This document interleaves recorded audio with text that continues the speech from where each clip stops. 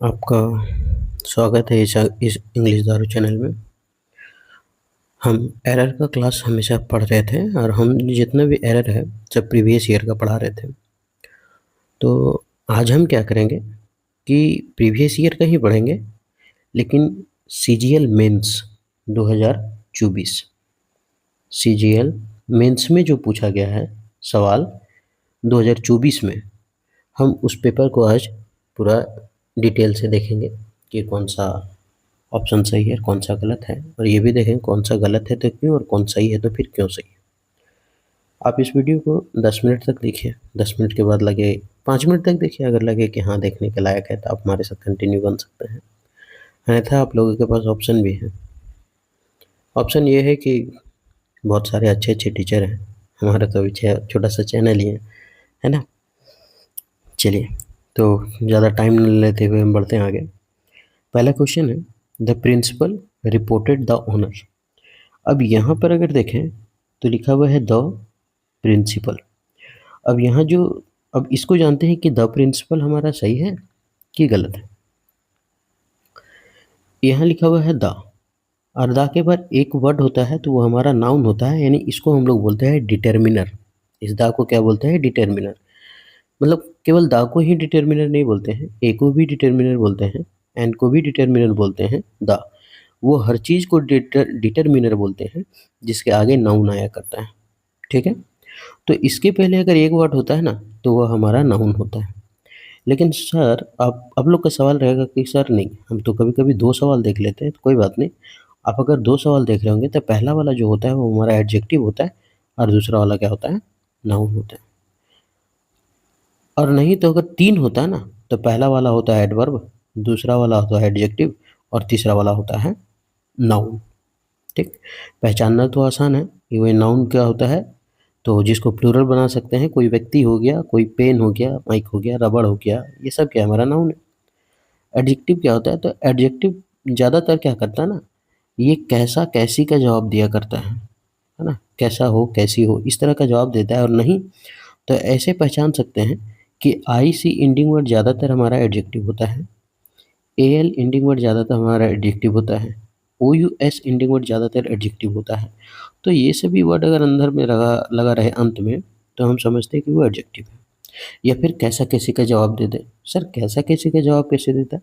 जैसे हम एक एग्जाम्पल जो हमेशा लेकर के आते हैं कि राम एक गरीब लड़का है, तो सवाल है कि वो कैसा लड़का है? तो गरीब लड़का है। तो इस जो कैसा का जवाब है वो कौन दे रहा है? गरीब। कैसा लड़का है तो गरीब, यानी ये जो पुअर हुआ वो हमारा क्या हुआ? एडजेक्टिव हो गया। कैसा का जवाब तो ये दे रहा है। हम बोले कि उसके साथ रोहित जो लड़का है वो अंधा है। कैसा लड़का है? अंधा है। तो अंधा है यानी कि ब्लाइंड है। कैसा है? ब्लाइंड। तो ये हमारा हो जाएगा एडजेक्टिव। ऐसा होता है। ठीक, आप एडवर्ब को कैसे पहचान सकते हैं? तो अब याद रखें 90% जो एल वाई इंडिंग वर्ड होता है वो हमारा क्या होता है? एडवर्ब होता है। 90% एल वाई इंडिंग वर्ड हमारा एडवर्ब होता है। अब सवाल आप लोगों कि sir 90% L Y ending word adverb होता है, आप 10% क्यों नहीं बोल रहे? 10% छोड़ दे रहे? वो ऐसा कि कभी कभी अगर नाउन में हम एल वाई लगा देते हैं ना तो वो हमारा एडजेक्टिव बनता है। इसीलिए तो कोई कोई ऐसा होता है जो एल वाई लगा होता है लेकिन वो एडजेक्टिव होता है। जैसे अगर हम यहाँ पे अगर देखें तो नाउन में अगर एल वाई लगे तो वो पीछे वाला एडजेक्टिव बन जाएगा, और एडजेक्टिव में अगर एल वाई लगे तो वो हमारा एडवर्ब बन जाएगा। जैसे ये जो पुअर था वो हमारा क्या था अभी? एडजेक्टिव। लेकिन हम बोले इसमें अगर एल वाई लगे तो वो हमारा एडवर्ब बन जाएगा, तो पुअरली जो है हमारा एडवर्ब है। ठीक है सर, एडजेक्टिव बोले तो समझ में आ गया कि एडजेक्टिव में अगर एल वाई लगा रहे। एक नाउन का उदाहरण दे दीजिए। जिसे हम लिखे फ्रेंड, तो ये जो फ्रेंड है हमारा क्या है? नाउन ही तो है। और ये जब नाउन है तो इसमें एल वाई लगाएंगे फ्रेंडली, तो ये हमारा हो जाएगा एडजेक्टिव। तो एल वाई इंडिंग वर्ड क्या हो गया? एडजेक्टिव हो गया। तो ऐसे 10% आपको मिलेंगे जो एल वाई इंडिंग वर्ड क्या होता है? एडजेक्टिव होता है। ये भी तो दे रहा है कैसा रूप है? फ्रेंडली है, दोस्ताना रूप है। कैसा का जवाब दे रहा है ना, तो ऐसा होता है। ऐसा पहचान सकते हैं। तो द के बाद तो यहाँ एक वर्ड है तो ये हमारा नाउन है और कुछ है ही नहीं, द प्रिंसिपल। ठीक है, तो ये हो गया। एक होता है प्रिंसिपल जिसमें ई लगा होता है लास्ट में। ठीक है, तो वो प्रिंसिपल का मतलब सिद्धांत होता है, और ये प्रिंसिपल का मतलब होता है वही प्रिंसिपल जो हमारा अध्यक्ष होता है।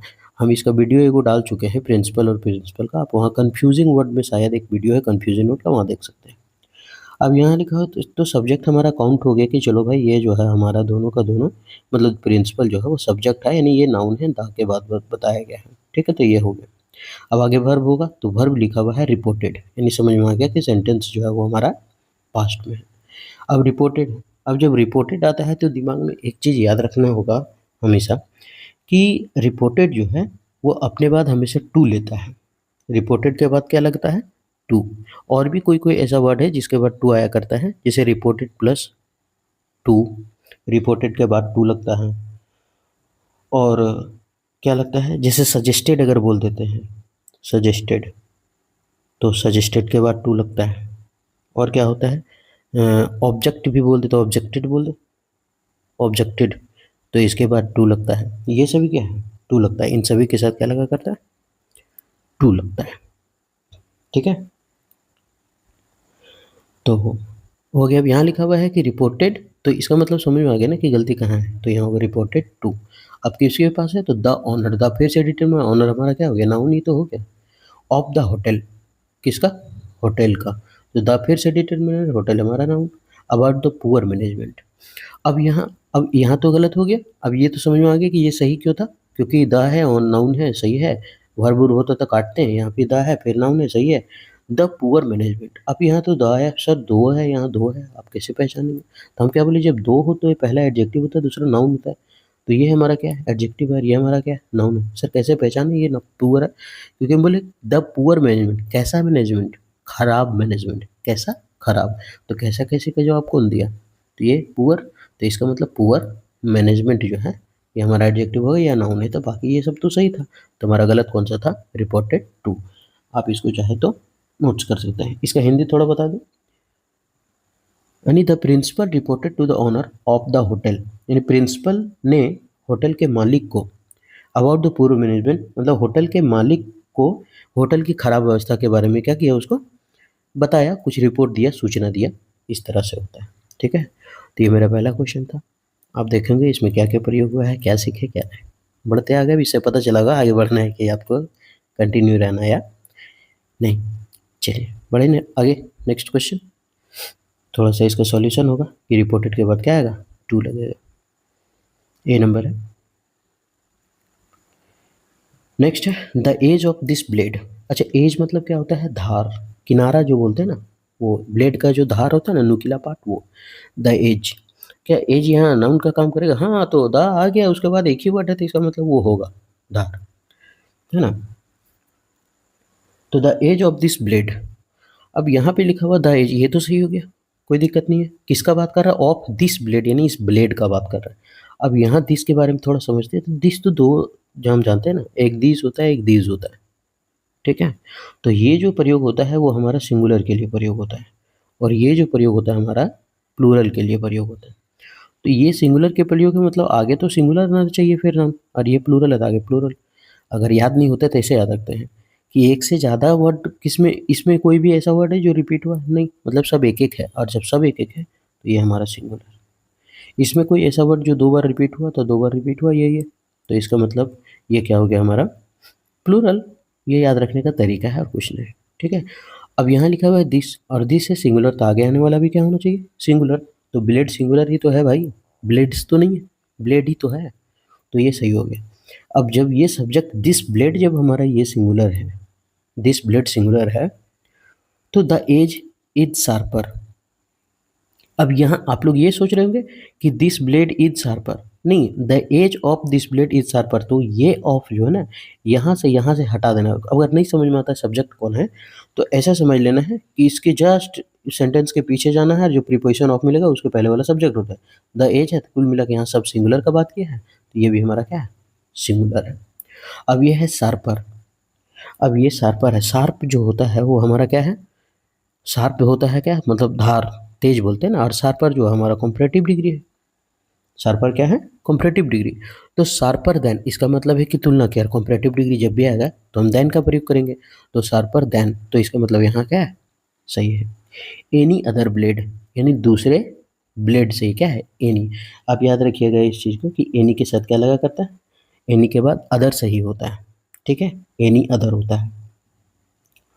आगे देखें, तो then any other blade said the representative of the company, मतलब कौन बोला है, तो वो बोला है the representative of the company, इस कंपनी के जो रिप्रेजेंटेटिव है वो उसको कहा है। तो इसमें कोई गलत नहीं है कि वो कहा है, पीछे का बात है, पास्ट का बात है कि वो ये कहा है, तो इसमें कोई दिक्कत नहीं है इसमें।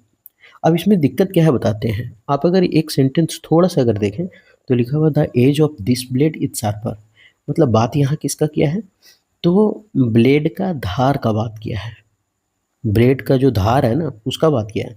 और उसके बाद देन एनी अदर ब्लेड, तो ब्लेड का धार का तुलना हो रहा है ब्लेड से, ऐसा होता है क्या, ऐसा तो यानी ब्लेड की धार का तुलना ब्लेड का धार से ही होना चाहिए। यहाँ बोला है कि ब्लेड का जो धार है उसकी बात कर रहे हैं, और यहाँ बोल रहा है दूसरे ब्लेड से। जैसे इसका मतलब ये हो गया कि मुंबई का मौसम से ज़्यादा बेहतर है दिल्ली, तो मुंबई का मौसम से ज़्यादा बेहतर दिल्ली कैसे हो सकता है, ज़्यादा बेहतर दिल्ली का मौसम हो सकता है, ऐसा कुछ कर सकते हैं हम। तो यहाँ है कि हम ब्लेड का धार की तुलना ब्लेड से नहीं करेंगे, ब्लेड की धार से ही करना पड़ेगा हमको। एक एग्जांपल के थ्रू हम आपको समझाते हैं कैसे। तो यहाँ सबसे पहले या दो चीज़ करना होगा, एनी अदर ब्लेड के जगह क्या करना होगा कि दैन के बाद आप या तो दैट ऑफ लगा दीजिए, यहाँ लिख दे चलेगा दैट ऑफ, या तो दैट ऑफ लगा दीजिए दैन के बाद, या फिर एज ऑफ लगा दीजिए जो यहाँ प्रयोग हुआ है, एज ऑफ। ठीक है, या तो ये लगा दीजिए या तो एज ऑफ लगा दीजिए, है ना, या तो एज ऑफ या तो दैट ऑफ। अब दैट ऑफ लगाने का मतलब क्या होगा कि the edge of this blade sharper than that of other blade, मतलब जो दूसरा ब्लेड है ना उसका तुलना इससे हो रहा है, मतलब ये दैट ऑफ बता दे रहा है कि हम धार का ही बात कर रहे हैं। और एज लगाने के बाद तो पता चल ही जाएगा कि भाई धार का तुलना धार से होगा, और कोई भी तुलना का आदमी है तो आदमी का तुलना आदमी से करेंगे, ऐसा ही तो करेंगे। अब आदमी की तुलना घास से कैसे कर देंगे। अच्छा, एक एग्जाम्पल के थ्रू हम आपको समझाने का कोशिश करते हैं। अब ये थोड़ा सा मिटाते हैं, ठीक है, एक एग्जाम्पल के थ्रू हम आपको बताते हैं।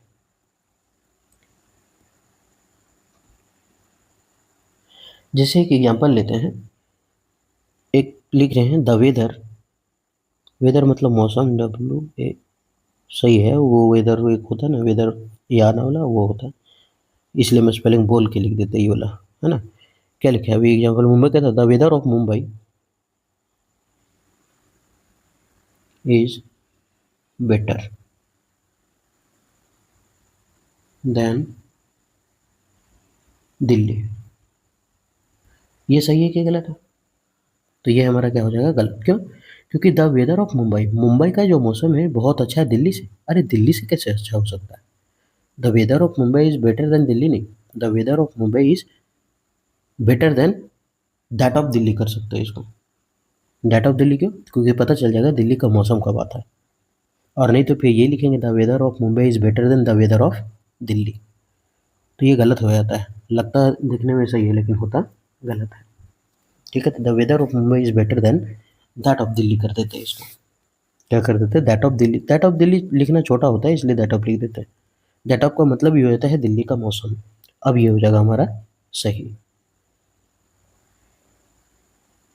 या तो फिर इसको इस तरह से आप लिख दीजिए the weather, the weather of Mumbai is better than, वही लिख दीजिए द वेदर ऑफ दिल्ली, ऐसा, ये भी सही होगा और ये भी सही हो जाएगा। तो अब समझ में आ गया कि हम क्या कहना चाह रहे थे, ये इंपॉर्टेंट है। तो इस ब्लेड की धार बाकी सब ब्लेड के धार के क्या है, तेज है। ये कंपनी का जो रिप्रेजेंटेटिव है, क्या बोलते हैं उसको, प्रदर्शक, है ना, तो हम झकास हिंदी बोले ना, उन लोगों ने कहा है ये बात। समझ में आ रहा होगा कि हम क्या बताना चाह रहे थे इसमें। ठीक है, अगर नहीं क्लियर होगा तो फिर आगे आगे कुछ नहीं, फिर क्लियर करेंगे इसको, ठीक है, आगे बढ़े। तो गलती कहाँ था तो पता तो लग गया ना, यहाँ देन के बाद दैट ऑफ होगा, या फिर होगा फर लिख दिया, एज ऑफ होगा।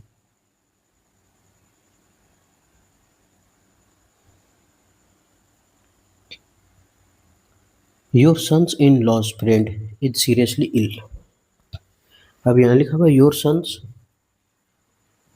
अब यहाँ तक देखते हैं क्वेश्चन को। सन्स इन लॉ, ये सन्स इन लॉज, अभी योर सन्स इन लॉज, अभी कभी कोई सेंटेंस में सन्स इन लॉज देखे क्या? कभी भी अगर का एपोस्ट्रोफी एस लगाना हो कि उसके सन इन लॉ का, उसके मदर इन लॉ का, तो हमेशा आप याद रखिए लॉ में एपोस्ट्रोफी एस लगाएंगे, केवल और केवल लॉ में, ओनली इसमें, ओनली लॉ में ही लगाएंगे। ठीक है, आदमी वाला में नहीं, जैसे सन मतलब होता है जो भी है बेटा है, उसमें नहीं लगाना, वो प्लूरल बनाते वक्त लगाते। मदर, मदर्स इन लॉज नहीं करेंगे, मदर इन लॉज अगर मीनिंग का निकालना हो तब। लेकिन अगर यही चीज़ को जब हम प्लूरल बनाने लगे, जब सन इन लॉ को हम प्लूरल बनाने लगे, तब इसमें क्या करना है, जो आदमी उसमें लगाना है। जैसे हम लिखेंगे सन इन लॉज, तो ये हो जाएगा हमारा गलत। क्यों? क्योंकि ये प्लूरल नहीं है, प्लूरल क्या होगा, सन्स, इसमें प्लूरल बना होगा सन्स इन लॉ, ऐसा। ठीक है, ये करना पड़ेगा। जैसे brother in laws, brothers in laws, ये गलत हो जाएगा। सही क्या होगा, यहाँ एस नहीं होगा, मतलब ब्रदर्स इन लॉ होगा, ये LAW करना पड़ेगा, तभी जाके क्या होगा, सही होगा। लेकिन अगर का मीनिंग निकालना हो कि तुम्हारे बेटे का, तुम्हारा ये सन्स इन लॉ का, तब फिर यहाँ इससे हट करके, सन से हट करके कहाँ लग जाएगा, इसमें लग जाएगा। ठीक है, एपोस्ट्रोफी एस का बात कर रहे हैं, और ये हम केवल एस का बात कर रहे हैं। केवल एस तो इसमें लगेगा, लेकिन एपोस्ट्रोफी एस लॉ वाला में लगेगा। ठीक है, और प्लूरल बनाना तो मेन वर्ड में ही लगेगा, सीधा सीधी। ठीक, आगे यहाँ लिखा है योर सन इन लॉ, तो यहाँ तो गलत हो गया ना, तो फिर यहाँ क्या करना पड़ेगा, इस सन्स वाला को, इसको क्या करना पड़ेगा, हटाना पड़ेगा, है ना। तो your son in law's friend is seriously ill, वो क्या है, बहुत ही बीमार है, उसका दामाद, है ना। तुम्हारा दोस्त का जो दामाद है वो बहुत बीमार है। तो समझ में आ गया कि गलती कहाँ था। तो इज सीरियसली इल, बहुत ही बीमार है। ठीक है, तो सीरियसली इल, इल क्या हो जाएगा, हमारा एडवर्ब का काम करेगा। एंड ही वांट्स, अब आगे देख लेते हैं कि गलती क्या है। लिखा हुआ ही वांट्स, ही हमारा क्या, सब्जेक्ट, और ये सब्जेक्ट क्या है, सिंगुलर, और जब सब्जेक्ट सिंगुलर होता है तो वर्ब भी कैसा होता है, सिंगुलर। तो ये क्या होगा, ही वांट्स, तो कोई भी वर्ब में जब एस लगता है ना, तो हमारा क्या होता है, सिंगुलर होता है। ठीक है, तो ही वांट्स। अब यहाँ लिखा हुआ है ही वांट्स, ये थोड़ा सा मिस्टेक है, यहाँ यू कर देते हैं, है ना। ये बी नंबर है, यू वांट्स यू, अब यहाँ बी होगा। ठीक है, मतलब यहीं करना पड़ेगा यू, और बी यहाँ होगा। To see him as soon as, ये थोड़ा सा मिसप्रिंट है, एज सुन एज होगा, एज सुन एज। ठीक है, एज सुन एज यहाँ पे होगा सी नंबर, ये थोड़ा सा मिस्टेक आप सुधार लीजिएगा, लेकिन कहाँ गलती था वो तो बता दिए, आगे कोई दिक्कत नहीं है क्वेश्चन में। ठीक है, तो जितनी जल्दी हो सके ये सभी चीज़ है। अब यहाँ पे लिखा हुआ टू, और टू जो है हमारा क्या है, इन्फिनेटिव, इन्फिनेटिव के साथ वर्ब का पहला फॉर्म आता है। तो टू सी हिम, उसे देखा। एज सुन एज, जितनी जल्दी हो सके, पॉसिबल हो उतना। ठीक है, मतलब ये ऊपर नीचे हो गया, बाकी सब सही था। तो इसका सॉल्यूशन थोड़ा सा देख लेते हैं। तो क्या होगा, सन इन लॉज की जगह क्या होगा, एस जो है वो लॉज में लगेगा। नेक्स्ट क्वेश्चन, क्वेश्चन है यू नो इट वेल, आप बहुत अच्छे से जानते हैं, दैट योर सक्सेस, कि आपका जो सक्सेस है इन लाइफ, जिंदगी में, depends not on my advice, ये मेरे एडवाइस पे डिपेंड नहीं करता है, बट ऑन समबडीज एल्स, लेकिन ये किसी के एडवाइस पे डिपेंड करता है। थोड़ा सा यहाँ ए बी थोड़ा लिखने में गड़बड़ हो गया, ये बी इसका है, सी इसका है, मतलब बी इसका है, ए इसका है, सी इसका है, और डी इसका है। ठीक है, यू नो इट वेल, आप अच्छी तरह जानते हैं। योर सक्सेस इन लाइफ, आपके जीवन में जो सफलता है, मेरी सलाह पर नहीं, बल्कि किसी और की advice, but on somebody else, किसी और पर निर्भर करती है। अब यहाँ यू है, यू हमारा सब्जेक्ट है, और ये सब्जेक्ट कैसा है, प्लूरल। यू का मतलब क्या था, तुम लोग, और जब प्लूरल हो तो वर्ब भी हमको क्या चाहिए, प्लूरल, और वर्ब जब प्लूरल होता है तो फिर प्लूरल देना होगा, क्योंकि वर्ब में जब एस लगाएंगे तो हमारा सिंगुलर हो जाएगा ना। तो यहाँ होगा यू नो इट विल। ये आप बहुत अच्छा से जानते हैं दैट की। यहाँ तो ठीक है, you know that will. Your success. अब योर सक्सेस, सक्सेस क्या है हमारा, नाउन है। ये हमारा क्या है, पजेसिव एडजेक्टिव। सवाल कैसे पजेसिव एडजेक्टिव को हमको कुछ समझ में नहीं आ रहा। ऐसे अगर हम थोड़ा सा समझाएं, एक होता है पजेसिव एडजेक्टिव, एक होता है पजेसिव प्रोनाउन। पजेसिव एडजेक्टिव कौन होता है, आवर, योर, हर और क्या, हिज। ये सब हमारा पजेसिव एडजेक्टिव है। पजेसिव प्रोनाउन में कुछ नहीं होता, सब में एस लगेगा। आवर्स, योर्स, हर्स, और इसमें एस क्या नहीं लगाना है, इसमें एस तो पहले से ही है। सवाल जब हिज हिज होगा, दोनों हिज होगा, तो हम कैसे पता करेंगे। तो पता नहीं करना है आपको, बस इतना याद रखना है कि पजेसिव एडजेक्टिव जो है ना, उसके बाद हम नाउन का प्रयोग करेंगे, उसके बाद हम नाउन का प्रयोग करेंगे। लेकिन जो पजेसिव प्रोनाउन होता है ना, उसके बाद हम नाउन का प्रयोग नहीं करेंगे। ठीक। तो इसका मतलब है कि इसके बाद नाउन आना चाहिए, तो पजेसिव एडजेक्टिव इसके बाद तो नाउन है। ठीक तो है। इन लाइफ, जीवन में। सर यहाँ तो लिखा हुआ है, एक बार इसका भी अगर एग्जाम्पल दे देते तो ज़्यादा अच्छा रहता। हम छोटा सा बच्चा क्लास का एग्जाम्पल हमेशा देते हैं, तो वही देते हैं समझाने के लिए, क्योंकि समझ में आना चाहिए, बस इतना इंग्लिश होता है। हम बोले कि this is your pen, this is your pen, ये आपका कलम है। तो यहाँ योर क्या है हमारा, पजेसिव एडजेक्टिव, उसके बाद क्या है, नाउन। तो ये नाउन का प्रयोग ही तो है। समझ में आया। सर इसका दीजिए प्रोनाउन वाला, कोई बात नहीं, हम लिख देते हैं this pen is yours. This pen is your लिखेंगे तो गलत होगा, योर्स लिखना होगा, क्योंकि योर्स है उसके बाद नाउन नहीं आना चाहिए। योर्स है तो इसके बाद कोई नाउन है ही नहीं। यही तक है ना sentence. This pen is yours, ये कलम तुम्हारा है, दोनों को सेम हो गया। अब तो समझ में आ गया होगा क्या कहना चाह रहे हैं। तो इन लाइफ, आपकी ज़िंदगी में, जीवन में, depend on, depends not on. अब याद रखिएगा हमेशा कि डिपेंड के साथ जो है ना वो ऑन लगता है। डिपेंड के साथ ऑन और अपॉन दोनों लगता है, याद रखिएगा। ठीक है, ऑन और अपॉन दोनों है डिपेंड के साथ। माई एडवाइस, माई एडवाइस ये मेरी सलाह है। ठीक है। But on somebody else. अच्छा, एक और, ये जो एडवाइस है, ये आपको बताना है, एक एडवाइस होता है और एक होता है एडवाइस। ये दो होता है। थोड़ा सा याद रखिए, इसका जो मीनिंग होता है उसका मतलब होता है सलाह, और इसका जो मीनिंग होता है उसका मतलब होता है सलाह देना। सलाह देना। सर याद नहीं होता है ये। एक मिनट, आप ये सोचिए कि एडवाइस जो ए बी सी डी है ना, यहाँ खाली फर्क किसका है, सी का, और यहाँ फर्क किसका, एस का। ये जो सी है वो अल्फ़ाबेट में अगर लिखते तुरते आ जाता है, मतलब छोटा है। ये सी 3 नंबर पर है, और ये एस जो है कितने नंबर पर है, 19 नंबर पर है। ये ना है। तो बड़ा कौन है, बड़ा तो ये है भाई, तो इसलिए बड़ा लिखना होगा, सलाह देना। और ये छोटा है तो इसके लिए छोटा लिखेंगे, सलाह। अब तो कभी नहीं भूलिएगा। तो यहाँ माई एडवाइस, मेरी सलाह, मेरी सलाह देना नहीं। अगर यहाँ एस होता तो ये गलत कर देते, लेकिन ये तो सही है, तो यहाँ मतलब सही है। बट ऑन समबडीज एल्स, लेकिन समबडीज यानी किसी की निर्भरता पर। तो अब याद रखिए कि अगर इस क्वेश्चन में एल्स नहीं होता तो समबडीज सही होता। मतलब हम बता रहे हैं, अगर किसी भी जगह केवल और केवल समबडी मिले, केवल और केवल समबडी मिले, तब उसमें एपॉस्ट्रोफी एस लगेगा। जब ओनली समबडी रहे, जब ओनली समबडी रहे तो लगेगा। लेकिन अगर समबडी के साथ, अगर समबडी के साथ अगर एल्स लगा हो, तो समझ जाना है कि फिर समबडी में ना होकर के वो आगे वाले में, यानी एल्स यहाँ पर ही हो जाएगा, तब वो सही होगा।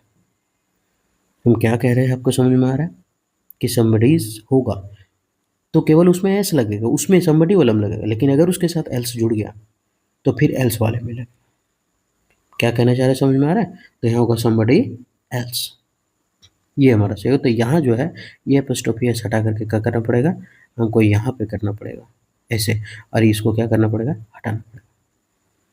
तो यानी हमारा जो गलत है वो ये हो गया ए नंबर, ये हो गया बी, ये सी, सी नंबर गलत है। ठीक है, आगे बढ़े। समझ में आ रहा है, समबडी एल्सेस होगा। आप नोट्स कर सकते हैं चाहे तो। Next, he suggested me. अभी हम एक चीज़ लिखे थे ना ऊपर में कि किसके किसके साथ टू लगता है, सजेस्टेड लिखे थे कि नहीं, एक बार चेक कर लो। पहला क्वेश्चन था ना। हाँ, सजेस्टेड, सजेस्टेड के साथ क्या लगता है, टू। देखिए यहाँ हम बता चुके हैं इस चीज़ को कि सजेस्टेड के साथ लगता है टू। सजेस्टेड के साथ क्या लगता है, टू। ऑब्जेक्टिव के साथ टू, रिपोर्टेड के साथ टू। अब ये क्वेश्चन नंबर में हम देखते हैं कि क्या कहना चाह रहा है। ये तो हो गया था। हाँ, तो यहाँ सजेस्टेड है 5वां नंबर में, और जब सजेस्टेड है तो फिर क्या, अभी तो लिखा है कि सजेस्टेड के साथ टू आएगा, तो पहला तो ऐसे ही समझ में आ गया भाई कि इसके साथ क्या आएगा, टू आएगा। तो यहाँ सजेस्टेड के साथ क्या करेंगे, टू। ही सजेस्टेड टू मी।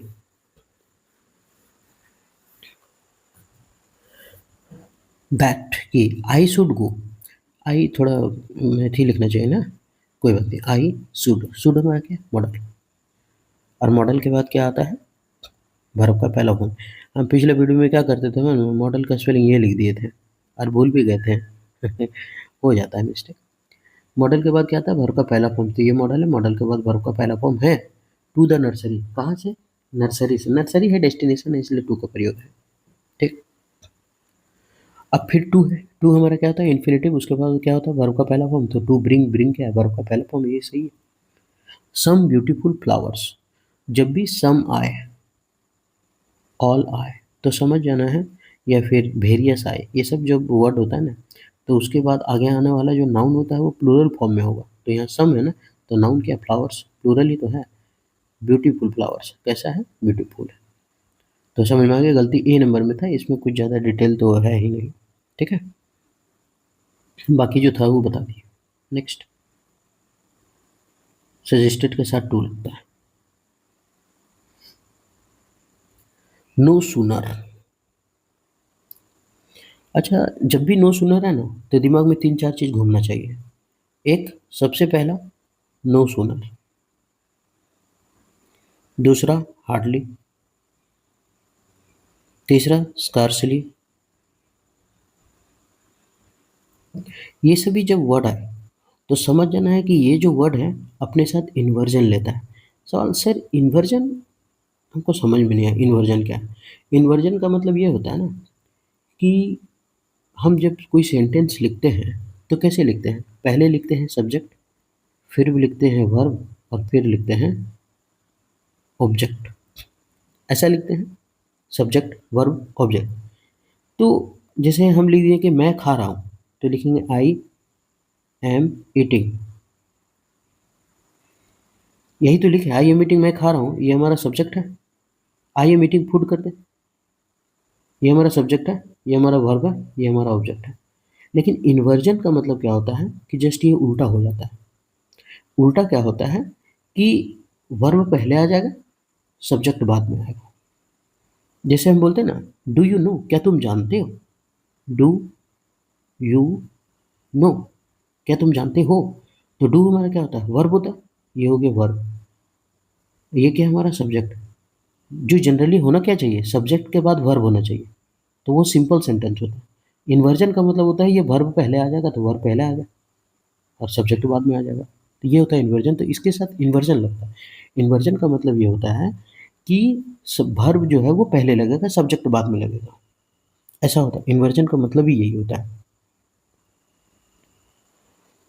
अब यहाँ अगर देखें तो यहाँ क्या लिखा हो, नो सूनर। अब ये भी याद रखना है कि नो सूनर के साथ हमेशा याद रखिए देन लगता है। नो सूनर के साथ क्या लगता है, देन लगता है। तो जब नो सूनर के साथ देन लगता है तो आगे देख लेंगे कि सेंटेंस क्या है। नो सूनर वी, हम बोले नो सूनर के बाद क्या है ना कि पहले वर्ब आना चाहिए, तो नो सूनर के बाद वर्ब का है, ये तो सब्जेक्ट है और ये तो वर्ब है। साला ये तो सेंटेंस तो सिंपल हो गया यार, सब्जेक्ट के बाद वर्ब। लेकिन होना तो चाहिए था वर्ब बाद में होना चाहिए था सब्जेक्ट।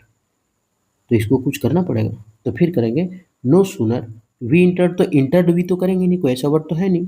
तो हम क्या करते हैं कि जो पास्ट में होता है उसको हम लोग क्या करते हैं, उसको नेगेटिव बनाने के लिए, क्वेश्चन मार्क बनाने के लिए डू डिड देते हैं। तो इसका करना पड़ेगा नो सूनर, यहाँ पे लगाना पड़ेगा डिड, जो कि हमारा क्या है, वर्ब है। अब ये हुआ वर्ब, अब बाद में हुआ सब्जेक्ट, और वो सब्जेक्ट कौन सा है, वी।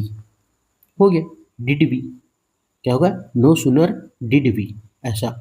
अब इंटर्ड, अब क्या ये डिड लगाने के बाद इंटर्ड सही होगा क्या, नहीं सही होगा, क्योंकि हम जानते हैं डू, डज और डिड, जब भी ये तीनों रहे तो इसके साथ एक ही वर्ब का प्रयोग करते हैं, और वो होता है वर्ब का फर्स्ट फॉर्म। ठीक, तो इसको इंटर्ड ना करके हम क्या करेंगे, इंटर करेंगे, दो जगह संभालना होगा। ठीक है, इंटर्ड ना करके क्या करेंगे, इंटर करेंगे।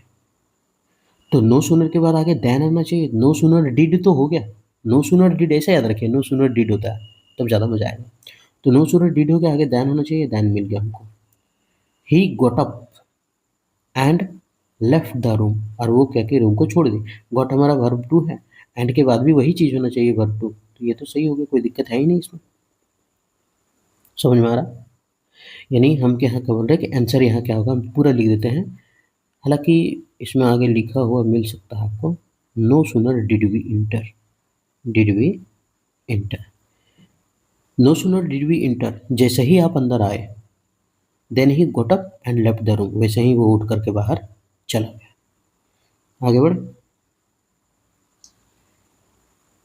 ये है उसका solution. No sooner, hardly, scarcely, या फिर कोई भी नेगेटिव वर्ड हो जो सेंटेंस, नेगेटिव वर्ड से सेंटेंस शुरू होता है तो सेंटेंस इन्वर्जन में होता है। इन्वर्जन मतलब वही एडवर्ब, सब्जेक्ट, वर्ब, ऑब्जेक्ट, ये सब पहले आता है ना।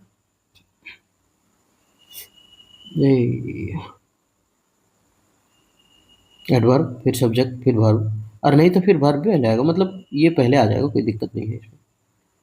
ठीक है, 7 नंबर क्वेश्चन देखते हैं। He ultimately decided to accept the responsibility entrusted with him. He ultimately decided, वो मतलब एक तरह से डिसाइड कर ही लिया है ना, उन्होंने अंततः जो है वो निर्णय ले लिया है। अब ये सेंटेंस डिसाइडेड है तो पास्ट का है, डिसाइडेड है तो ये सेंटेंस किसका, पास्ट का, और जब सेंटेंस पास्ट का है तो ही अल्टीमेटली डिसाइडेड, वो डिसाइड कर लिया है। डिसाइडेड हमारा वो क्या हो गया, वर्ब। वर्ब को विशेषता कौन बताता है, एडवर्ब, ये हो गया आपका एडवर्ब। तो ठीक है, पहले तो गलती था, सही है। टू एक्सेप्ट, टू है हमारा इन्फिनेटिव, उसके बाद आता है वर्ब का पहला फॉर्म, तो ये हो गया वर्ब का पहला। The responsibility interested with him, अब यहाँ लिखना है द रिस्पॉन्सिबिलिटी, द के बाद इंटरेस्ट, रिस्पॉन्सिबिलिटी क्या हो गया, नाउन। इंटरेस्टेड विथ, एक चीज़ और याद रखना है कि इस इंटरेस्टेड की जगह विथ ना होकर के क्या होगा, टू। ये याद रखने वाला चीज़ है ना, कि इंटरेस्टेड के साथ क्या होता है, टू का प्रयोग होता है। इंटरेस्टेड टू, ये फिक्स प्रीपोजिशन है, इसको याद रखना। ठीक है, नेक्स्ट आगे बढ़े। इंटरेस्टेड टू फिक्स प्रीपोजिशन सौंपा गया, हिंदी भी लिखा हुआ है, आपको चिंता करने का जरूरत नहीं है। अरे, Harish is too smarter to solve his problems. अब हरीश क्या है, एक लड़का, और ये क्या है, हरीश सब्जेक्ट है ना, हरीश तो एक ही है, क्या होगा, हरीश तो एक ही है, और सब्जेक्ट क्या है, सिंगुलर, और जब ये सिंगुलर तो वर्ब भी सिंगुलर आना चाहिए, वर्ब सिंगुलर है, इज, तो ये हमारा वर्ब क्या है, सिंगुलर, हरीश इज, पहला तो सही है। टू स्मार्टर, ये स्मार्टर क्या है, ये कॉम्परेटिव डिग्री में आता है, यानी तुलना करने में। तो जब तुलना करने में ये आता है तो हम जानते हैं कि ये जब टू होता है ना, और यहाँ भी टू लिखा हुआ है, जब टू टू लिखा हो तो बीच में एक ही चीज़ आएगा, और वो है पॉजिटिव डिग्री। इसी तरह से एक और होता है एज, ये भी होता है पॉजिटिव डिग्री, शॉर्टकट में लिख रहे हैं ना, पॉजिटिव प्लस टिव डिग्री, एज। ठीक है, तो टू टू आए तो बीच में पॉजिटिव डिग्री, एज एज आए तब भी बीच में पॉजिटिव डिग्री, यही बोला। तो टू और टू है तो पॉजिटिव आना चाहिए, स्मार्टर तो होगा नहीं, और स्मार्टर कॉम्परेटिव है तो फिर आगे देन आना चाहिए, वो भी नहीं, ये तो गलत है। तो स्मार्टर को क्या करेंगे हम, स्मार्ट, जो कि हम नहीं है। ठीक है, too smart to solve his problems. अब ये क्या है, हिज पॉजिटिव एडिक्टिव अभी बताए थे, इसके बाद नाउन आएगा, तो नाउन है प्रॉब्लम्स। ठीक है, अगर प्रोनाउन होता तो नहीं होता। अब टू सॉल्व, टू हमारा क्या है, इन्फिनेटिव, इसके साथ वर्ब का पहला फॉर्म, तो ये वर्ब का पहला फॉर्म। आगे बढ़,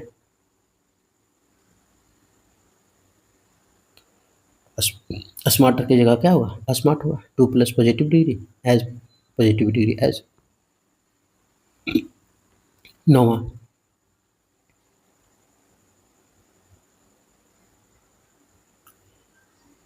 महेश थॉट, महेश सोचा। सेंटेंस किसका चला गया, पास्ट का। तब तो देखना ही नहीं है सिंगुलर है कि प्लूरल है। महेश थॉट दैट, महेश ने सोचा कि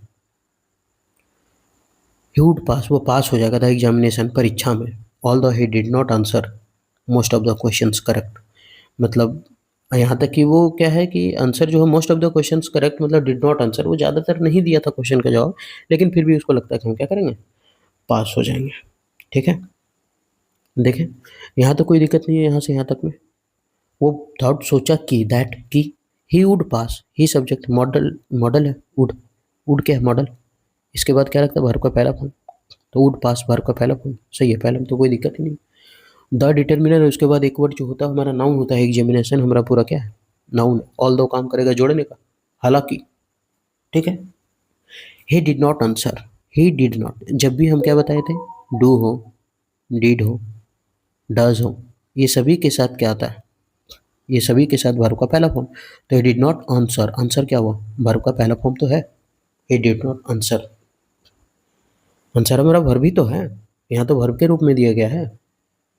most of the questions, most of the questions का मतलब होता है कि बहुत सारे क्वेश्चन। यहाँ जो मोस्ट है ना, वो सुपरलेटिव डिग्री का काम नहीं कर रहा है। ऐसा नहीं करे साला यहाँ तो मोस्ट है, सुपरलेटिव डिग्री है तो फिर दा लगा दो, नहीं। मोस्ट ऑफ द क्वेश्चन, यहाँ जो मोस्ट है वो पूरा पूरी का बात कर रहा है, वो सुपरलेटिव डिग्री का बात नहीं कर रहा है। ठीक है, ऐसा। द क्वेश्चंस, क्वेश्चंस फिर हमारा नाउन हो गया। अब यहाँ लिखा हुआ करेक्ट, द क्वेश्चंस करेक्ट। अब यहाँ वर्ब है, और वर्ब की विशेषता बताने के लिए हमको एडवर्ब चाहिए, कहीं एडवर्ब आगे दिया हुआ नहीं है, तो एक ही चीज़ है करेक्ट, और इसको हमको करना पड़ेगा करेक्टली। क्या करना पड़ेगा, करेक्टली। क्यों, किसका करेक्ट होने का बात कर रहा है, आंसर का करेक्ट होने का बात कर रहा है। तो आंसर तो हमारा वर्ब है, इसको क्वालिफाई कौन कर रहा है, कोई भी। करेक्ट कौन होगा, आंसर ही तो, या तो रॉन्ग होगा या तो करेक्ट होगा। तो आंसर करेक्ट होगा, मतलब इसका विशेषता इसको बताना चाहिए। तो आंसर तो ये तो हो गया वर्ब, इसमें तो एलवाई लगाएंगे नहीं, क्योंकि वर्ब को हमको चाहिए एडवर्ब, तो एडवर्ब तो हमको करेक्ट को करना पड़ेगा, करेक्टली ऐसा करना पड़ेगा। तो ये हो जाएगा हमारा करेक्टली। ठीक, आगे बढ़ते हैं। करेक्ट की जगह करेक्टली होगा। Kunal's father advised him, Kunal's का जो पिताजी हैं, कुणाल से इसलिए लगा है क्योंकि उसके पिताजी का बात है, यहाँ ऑफ नहीं लगा, क्योंकि ऑफ तो कोई वस्तु वस्तु में लगता है ना। कुणाल्स फादर, कुणाल के जो पिता है, एडवाइज्ड, अभी हम बताए थे एडवाइस का मतलब कि अगर एडवाइस में सी है और अगर एडवाइस में एस है तो क्या अंतर है। ये छोटा है तो छोटा मीनिंग होगा सलाह, ये बड़ा है तो ये बड़ा मीनिंग होगा सलाह देना, ऐसा। ठीक है, तो कुणाल्स फादर एडवाइज्ड मतलब सलाह, और एक है सलाह दिया। Not to ride the motorcycle, तो मोटरसाइकिल मत चलाओ भाई, है ना। तो यहाँ सलाह दिया का मीनिंग हो जाएगा, सही तो है सलाह दिया, कि कुणाल के फादर ने उसे सलाह दिया। ठीक है, सलाह उसे तो होता नहीं है, अगर सी होता तो गलत कर देते, क्यों, क्योंकि कुणाल का फादर सलाह उसे हो जाता हिंदी, कुणाल का फादर सलाह उसे होगा नहीं, कुणाल का फादर सलाह उसे दिया, ऐसा होगा। नॉट टू राइड, याद रखिए नॉट के बाद टू का प्रयोग होता है, नॉट टू होता है। ठीक है, टू के बाद वर्ब का क्या आता है, वर्ब का पहला फॉर्म, तो टू राइड वर्ब का पहला फॉर्म सही है। द डिटर्मिनेंट मोटरसाइकिल नाउन सही। लेटली एट नाइट मतलब रात में। अच्छा, ये जो लेटली है, लेटली एट नाइट ना होकर के क्या होगा, late at night. Late, late मतलब क्या था, देर, यानी देर रात तक, लेट एट नाइट। क्योंकि ये जो लेटली है, इसका मतलब क्या होता है, इस लेटली का मतलब हम लिख देते हैं रिसेंटली होता है, इसका मतलब क्या होता है, रिसेंटली, यानी हिंदी में अगर बोले तो हाल ही में, हाल ही में, या फिर आजकल, है ना, हाल ही में, आजकल, ये सब होता है इसका मीनिंग, लेट एट नाइट। यानी कुणाल के पापा ने उसे सलाह दिया कि बेटा देर रात तक मोटरसाइकिल न चलाओ तो अच्छा है। तो इसका आंसर क्या होगा, लेटली की जगह लेट होगा। सॉल्यूशन देख लो, लेटली की जगह लेट होगा, लेटली आजकल या फिर हाल ही में, और लेट मतलब देर तक। तो उम्मीद करते हैं कि ये जो 2024 का मेंस का जो है 2024 का जो मेंस का एरर पूछा गया है, वो 2000 मेंस का जो एरर पूछा गया 2024 में सीजीएल में, है ना, सीजीएल में आपको बहुत बेहतरीन समझ में आएगा। और ये भी समझ में आएगा कि किस तरीके का क्वेश्चन पूछता है, ये भी समझ में आएगा कि उसमें ग्रामर क्या यूज हुआ था, जो कि ज़्यादा टफ नहीं हुआ था। सब बोलते हैं आसान पढ़ाते, टफ पूछ कहाँ रहा है, और पूछेगा भी नहीं, ठीक है, क्योंकि टफ क्या होता है इंग्लिश में, जो रूल है रूल है। तो उम्मीद करते हैं कि ये सीजीएल 2024 मेंस का जो है एरर बहुत अच्छे से आपको समझ में आ गया होगा। इसका जो 2024 में सीजीएल का है ना, इसका और बहुत यूट्यूब पे बहुत लोग कराएं, आप वहाँ भी जा करके देख सकते हैं। उसके बाद यहाँ देखिए, तब समझ में आएगा कि ठीक है कंटेंट में क्या है क्या नहीं है, क्या दम है। धीरे धीरे आपको ठीक लगने लगेगा, अच्छा लगेगा। उम्मीद करते हैं कि सेशन ठीक लगा होगा। अगर ठीक लगा है तो आप हमारे साथ कंटिन्यू बने रहें। फिर मिलते हैं नेक्स्ट वीडियो में।